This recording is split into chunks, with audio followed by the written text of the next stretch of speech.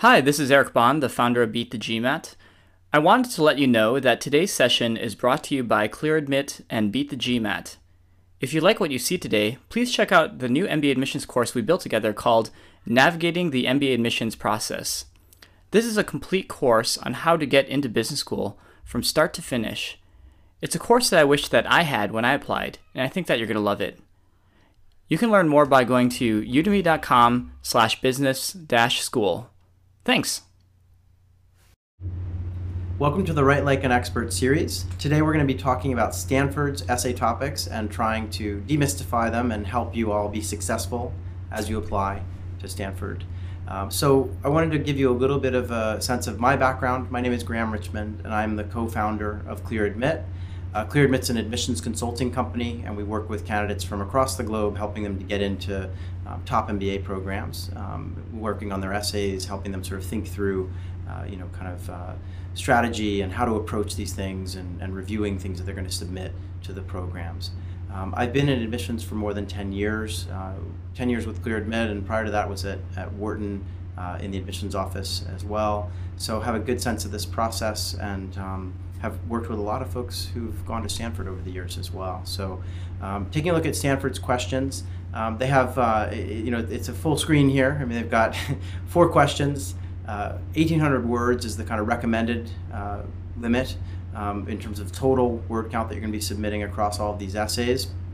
There are 2 required essays, and then you get to choose 2 other essays to add to your application from a group of 4. And we're going to break down each of them, but I guess in essence, one thing to keep in mind is that the first 2 essays, the required essays, are a bit longer and give you a lot of opportunity to stretch out and kind of really showcase your candidacy from a very broad perspective, whereas the choice essays that you get to choose from are really more kind of vignettes, very short essays that lend themselves to kind of a single experience that you might want to share. So let's dive right in.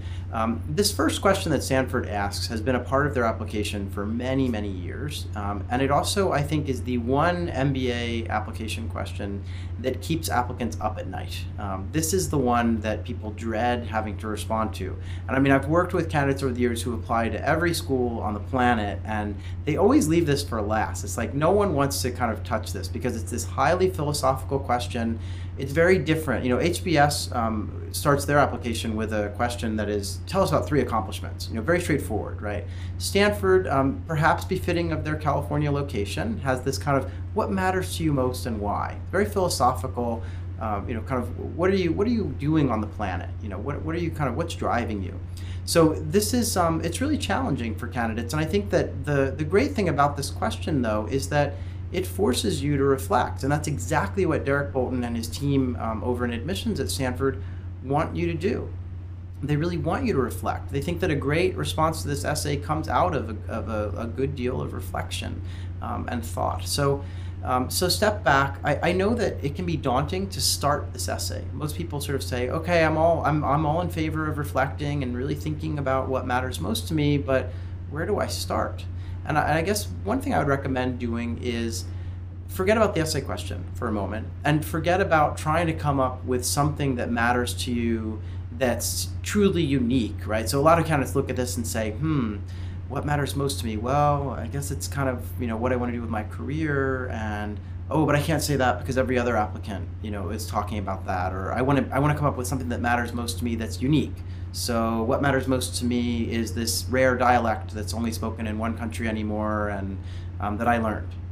So they try to come up with something that's completely unique, and that's not really the best approach here. Okay, you don't need to reinvent the wheel, and you're not being graded for originality. This isn't whatever the latest reality TV program might be that's grading you on your originality. This is really about you and thinking about what you've done in your life and putting together an essay that allows you to kind of build in a theme, about what's driving you, what matters most to you, okay? So as for an exercise, one of the things that I do with ClearAdmit clients who approach us and are kind of sitting down to tackle this essay is I ask them to take inventory of their life. And what I mean by that is to literally sit down and make a list from birth to today of important events or experiences that you've had. And this list will probably have, it could be like 20 big time events. Think of it as, it's like your greatest hits. So it's more than just inventory, I guess. It's really a greatest hits. So, imagine you were putting together that greatest hits album of things that have happened to you in your life. And, one of them could be, it could be simple things like a memory you have with your grandfather from when you were 3 years old, that first memory or something. Or it could be something as straightforward as, graduation from college, or the first day you showed up at college, or something, a job you took, or a meal that you ate in the southern portion of Japan when you were on an exchange program, or so just anything that's happened to you. But try to, if you were building a book about chapters in your life, what would be those sort of key events? I think that's a really helpful exercise, and the reason is that there is no way you're going to be able to talk about all your greatest hits in this first essay. You only have 750 words, and so the reality is that you might be able to share 2 or 3 kind of anecdotes as you sort of talk about what matters most to you and are trying to support the claim. But building this list, this master list of 10 or 20 greatest hits from your life is a terrific exercise, not only because it may fuel any number of essays that you go on to write, but I think that it allows you to look for patterns. Okay, so let's say you have 20 items on your list. Begin looking at them and trying to sort of organize them. Is there some theme that's emerging that you can see? Do 15 of the 20 items on the list all kind of point to something similar about you that's driving you? Okay, because I think that's a really nice way to identify what matters most to you. And obviously, whatever you're claiming matters most to you in this essay, it's always best if it's genuine and can be genuinely backed up by stories that have, by the kind of pieces of your past. Okay, so having said that, I would say, Stanford themselves, if you look at their website, if you talk with Derek Bolton or anyone on his team, they're going to say they want a vivid and genuine picture of who you are. Okay, and they want you to reflect. I think that, as I was indicating earlier, you should find that theme. What is the theme that kind of runs through to the key decisions you've made in life or the key experiences you've had, whether they're personal, academic, or professional? And I think the other thing to remember here is that some candidates get a bit off track because the question is so philosophical. So I've seen many essays over the years where a candidate sort of waxes poetic and gets highly philosophical about something that matters to them, but then fails to actually provide any grounding in terms of their own experiences and how they're kind of backing up what they're saying in the essay. So I do think that this essay does call for some anecdotes or examples. Try to illustrate the ways that the things you've done in your life kind of map to the goals that you're expressing, or the kind of what it is that matters to you. Okay, because otherwise it's really you're kind of just telling the committee something without showing them. Okay, so keep that in mind. And then obviously this point on the slide here about considering the experiences, people, and situations that have influenced your values and interests, and that's all about the idea that you want to take inventory, right? So looking over your life, who have you interacted with, what kinds of things have happened to you, and which ones have been really important. I also want to remind you that they're not just interested in kind of a laundry list of accomplishments. This essay is not meant to have anecdotes that are just kind of showcasing what a rock star you are, how great you are, okay? They're really looking for you to reflect, right? So as I kind of indicated earlier, maybe it's an early childhood experience with an elderly grandparent, or it doesn't have to be, I won this deal for the company type stuff. So make sure that you're sort of giving an indication of the influence that the people you've met have had upon you, right? So it's not just accomplishments or something. So think about the interactions you've had with others and how those interactions have shaped what matters most to you. And the last thing I would say is that I sort of view this essay as kind of a great lead-in or sort of background on who you are and what you really care about, such that when the admissions reader moves on to the second essay in the Stanford set, which is about your career kind of goals, that they have kind of an aha moment, meaning they read this essay, they understand what matters most to you, they pick up the second essay in which you explain what you're going to do with your life, kind of after Stanford, and they go, aha, of course, given what I know about this person now and what matters most to them, this set of career plans or this vision they have, for the future makes absolute sense. Okay, so keep that in mind, meaning if you're going to write about something that matters most to you in this essay, it should ideally sort of relate in some way to what it is that you're going to be doing in the long term. Okay, so let's talk about the second essay in a little bit more detail, since we've kind of transitioned right into it. So the question this year that Stanford is asking, which is a little different than what they've asked in the past, is what do you want to do, really, and why Stanford? So they actually added that "really" this year, and it's in all caps, and it's really sort of split out there in the middle of the sentence, staring right back at you, and it's a real call for honesty and authenticity. I mean, Stanford is asking you to kind of actually share with them what you want to do, not to sort of try to game the system or come up with a goal that you think will be appealing to them. So that's a pretty direct call for authenticity. It is, other than that, a pretty standard, what I would call kind of a career goals essay, in the sense that there's going to be some discussion about what you want to do. There's going to be some discussion about why you want an MBA, and then obviously why Stanford. And in fact, on the Stanford website, there's a lot of great advice. I mean, you should read the the admissions office's website. They have a blog. They have a lot of really good advice about how to approach all of their essays. But one of the things they say with this one in particular is, there should be some reflection about why you want the degree and why Stanford in particular. So we'll talk more about that, but keep that in mind from a broad standpoint. So one other thing that goes hand in hand with this call out this year that says kind of what do you really want to do is the notion that your goals may not have to be a perfect fit with what you've done in the past. Okay, so a lot of programs focus very heavily on the feasibility of your goals. And Stanford's essay question this year is sort of casting that into doubt, in the sense that they're kind of saying, just tell us what you really want to do. We're not worried about necessarily whether it fits perfectly with everything you've done to date. So I would say that there's a little more flexibility here in terms of how you're describing your goals and what kind of goals you might select. Although again, keep in mind what I said earlier about the need for that first essay, in which you talk about what matters to you, and for this essay to fit to some extent, so that there's not a kind of complete disconnect between what you're kind of claiming is important to you and then what you're claiming you're going to go out and do in the world after business school. The other thing I would say is Stanford has been very specific in their desire to not have a kind of, in the short term, I'm going to do this. When I graduate from Stanford, I'm going to take this job, or my internship will be here. I mean, they've been very explicit about looking more big picture on this. So you don't need to kind of literally sketch out or have a paragraph about the short-term plan and a paragraph about the long-term plan.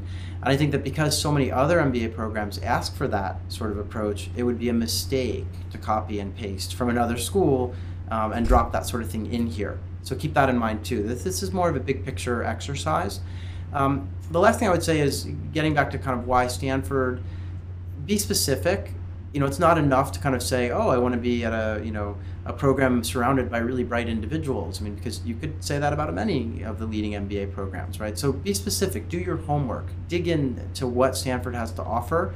I mean, obviously, in an ideal world, you'd go to the campus and learn that directly, but there are other ways too. You can talk to students, you can talk to alumni, spend some time on their website, and there's so many ways to gather information. And I think that a really great essay, a great response to this essay question, will include some really wonderful, specific information about Stanford and what their program has to offer you, and you kind of, and how it relates to sort of that path that you're on. Okay, so keep that in mind. And so again, just be careful with this question, because it's, they really are calling for honesty and authenticity, and you want to make sure that you can be effective there and that it fits nicely with the first essay. At 450 words, it's sort of a fair word count. It's not the longest career goals type essay that's out there, but it's right there in the sweet spot. You should be able to convey all this information in 450 words without too much trouble. So let's move on to the kind of choice essays that they have. They basically have 4 questions, and you get to pick 2 of them. These are short. They're 300 words each, which is really very similar in some respects to the way that Harvard approaches their first 2 essays, where they ask you to do kind of, they give you roughly 200 words per anecdote. So these are really short, crisp kind of stories. And Stanford gives some broad advice and kind of broad instructions, right? They say, tell us not only what you did, but how you did it. What was the outcome? How did people respond? And they also have this caveat that they really want experience that have occurred during the last 3 years. So let's break that down. Okay, the first part of this sort of set of instructions is urging you to kind of describe your behavior. Okay, there is a kind of thought, felt, said, did aspect to this. These are somewhat behavioral questions that they ask, although with 300 words, you don't have a lot of time to unpack everything, but keep that in mind. They are interested in the kind of process here, not just the, I'm a superstar and I did this. They want to know how you did it, why, how people responded. The next thing is that they're asking for kind of recent experiences within the last 3 years. So for many of you, that will actually mean only your professional life. Many of you have probably been out of college for 3 years or more. So this is a pretty narrow band. And the reason for that is that Stanford wants to get to know who you are today. You may have had a terrific experience in high school, but that's not really relevant necessarily to who you are at this very moment. And they also provide you with a lot of leeway in the first essay, What Matters Most, to kind of inventory your life and share some greatest hits from more than 3 years ago if you need to. Okay, so focus these essay responses in this section on recent experiences. Okay, it's sort of a what have you done for me lately.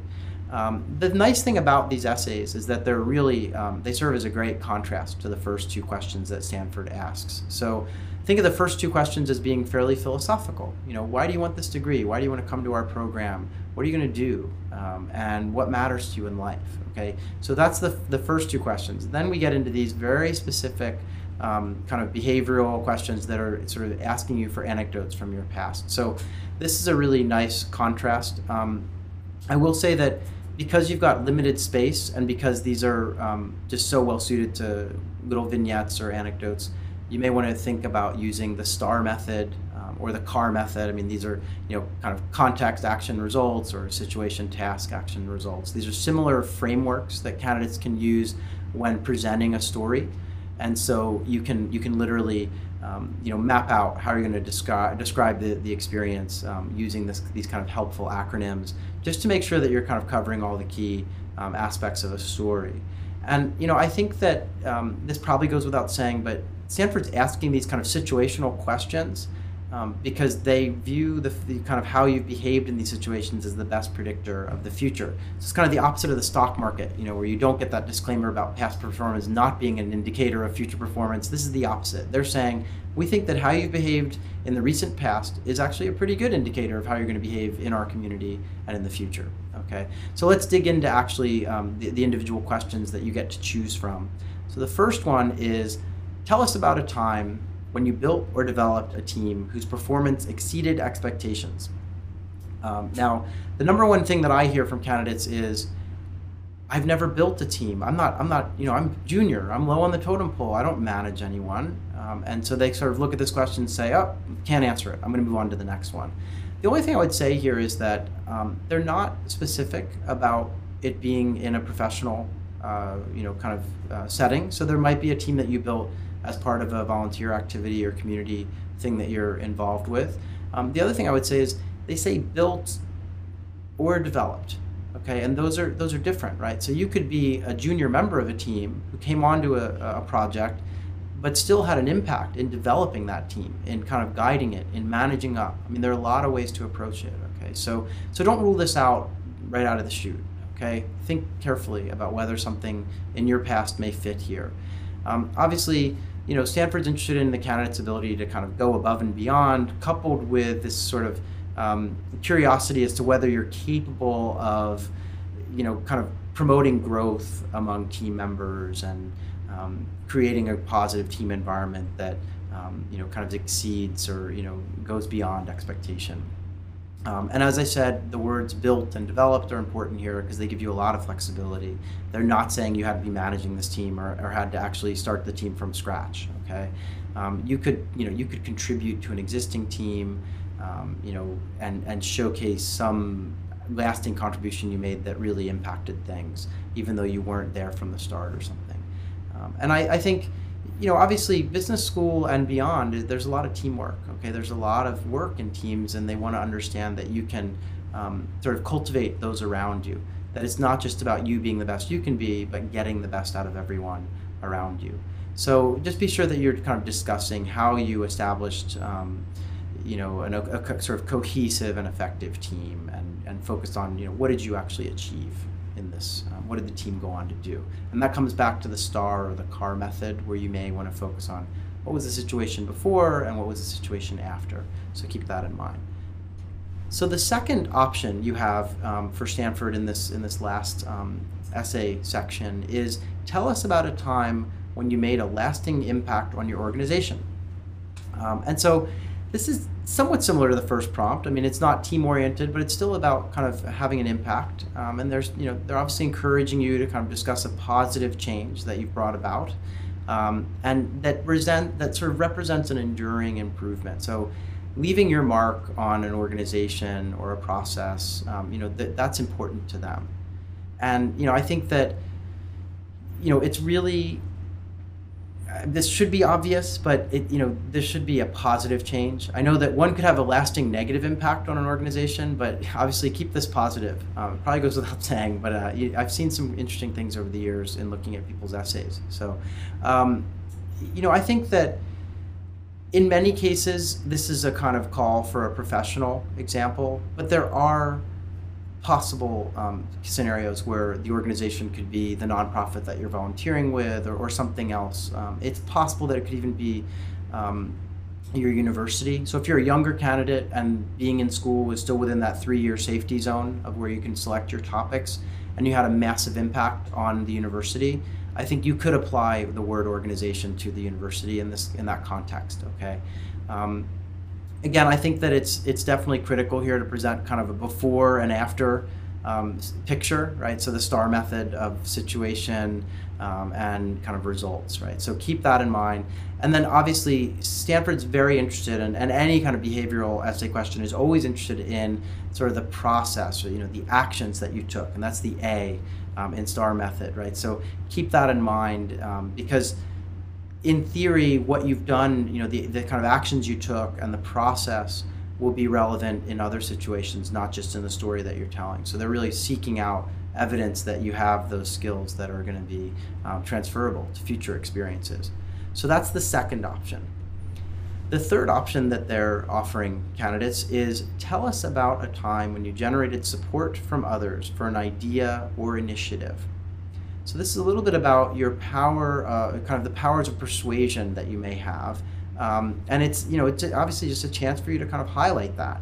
And obviously, I also think that you can step back and keep in mind that most people, when they're generating support from others, they're in a team setting, or obviously working within an organization. So this is a great opportunity to sort of showcase that kind of an experience. I also think that it's also an opportunity to showcase the creative process. So, you've come up with an idea or an initiative, and you've got to garner support for it. And so you can talk a little bit about the process of being creative and being sort of innovative, coming up with something. And then the sort of back end of it is, well, how do you garner that support? How are you persuasive? How can you sort of speak to others and get them on board? In many respects, this is really a question about leadership. And sort of an entrepreneurial mindset, so coming up with a new idea, but then having the sort of leadership skill and kind of, charisma or powers of persuasion to get others to follow you.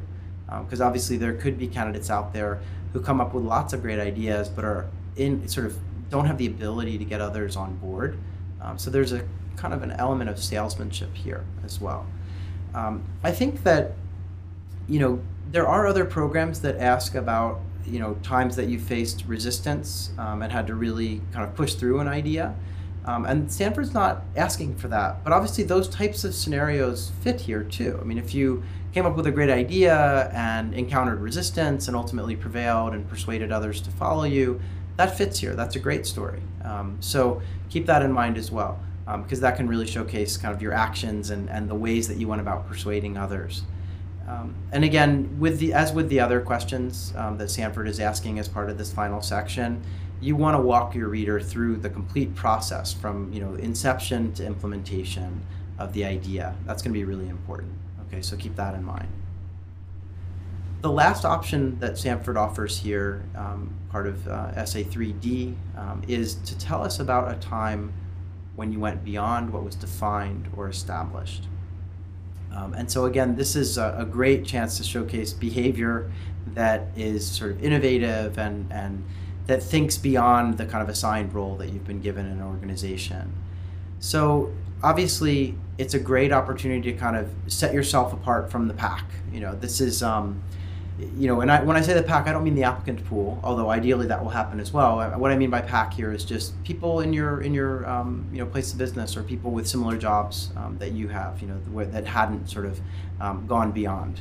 So it's a great opportunity, and I think it's a great opportunity to showcase your kind of self-confidence and the ability that you have to kind of deviate from the norm, or explore something new and see a problem or a situation in a different light. So this is a great opportunity to kind of showcase. And it works in professional settings, in personal settings. I mean, there's so many possible applications here, it's again, classroom examples here are possible. It depends when you graduated, if we're going to follow that 3-year rule.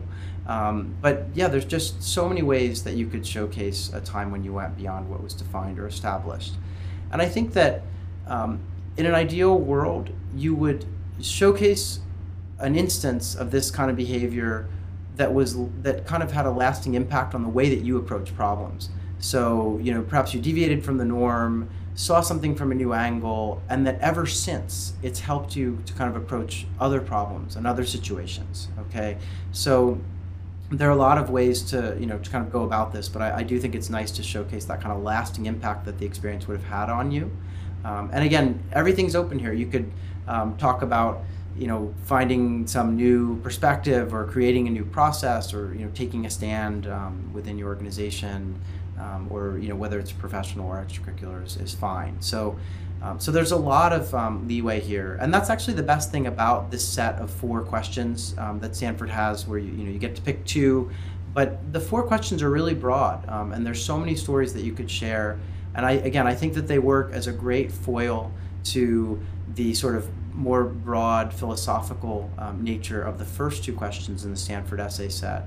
And so all I would say is that, in my mind, when the admissions reader has looked over essays 1 and 2, they'll have a sense of kind of what matters to you, sort of who you are, and what sort of is driving you from a philosophical standpoint, okay, and where you're going next, and why you really want to be at Stanford, and all that great stuff. But then the next batch of questions is going to allow you to really strut your stuff and put in front of the reader 2 very specific stories in which you're going to explain, the situation, task, action, results, and so give them a glimpse into some very specific experiences that you've had.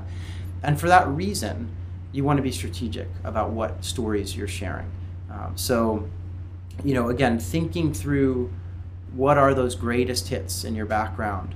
You may go back to that list, which you used to craft your What Matters Most essay, and look at it again and think, okay, what are some of the recent stories in there that might fit really well in support of kind of my candidacy. So be strategic, give them some variety, and let them have a full understanding of who you are and kind of all the components that go into your candidacy. So one last thing I wanted to say is that there are a number of other resources you can turn to aside from this lecture, right? So you can approach ClearAdmit for one-on-one counseling. We can talk with you about your essays, review them, give you feedback, and that's our kind of one-on-one consulting service. You can also watch the video course on navigating the admissions process, and that will give you a lot of insight into how admissions officers conduct their business, how they go about reviewing candidates, how they select candidates, and what they're looking for in essays. And then the video course covers so many different aspects of the process: recommendations, essay writing, planning out your calendar to make sure you kind of hit your deadlines. So definitely you may want to check that out. And the last 2 things are that we do publications. So we have an ebook about Stanford. There's a book about the school itself. There's a book about interviewing at Stanford. And I suggest you download those and read them if you're serious about Stanford. And then the final thing is we have a website with all kinds of news and updates and interviews and all the latest happenings in the MBA admissions world. So definitely avail yourself of these resources. Give a lot of thought and reflection to approaching Stanford's essays. That's what they're really asking you to do, and I think it's a really helpful process too in terms of helping you get through this process and ensure that when you arrive at business school, you're actually ready to take advantage of it and kind of know what you want out of it. So give that some thought, and best of luck to everyone that's applying to Stanford as you write like an expert and gain those acceptance letters. If you liked today's Write Like an Expert session, please be sure to visit udemy.com/business-school and check out our course, Navigating the MBA Admissions Process. Take a look at the free preview at the top of this page. This is a complete MBA admissions course featuring former admissions officers just like the speaker you saw in today's session. Thanks for joining us, and we hope to see you again.